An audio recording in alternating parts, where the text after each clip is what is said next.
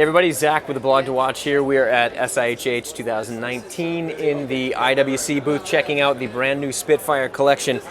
First up, of course, this was revealed a couple months ago, but is the all-new Timezoner. Now this model represents a completely new shift for the Spitfire, which in the past was a silver aesthetic. It was the applied numerals, silver dials.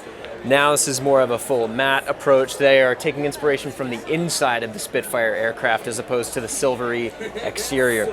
Very cool aesthetic.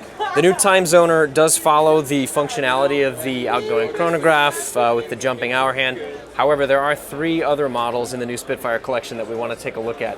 One thing that's really special about all the new Spitfire watches is that they're all in-house movements, and that includes the brand new 3-hand version with the 72-hour power reserve date at 3 o'clock. This is also the first time that IWC has introduced essentially an economical version of the outgoing Salida movement, so they will not be using Salida movements moving forward. So this is a milestone piece, and I'm super excited to see that in the collection.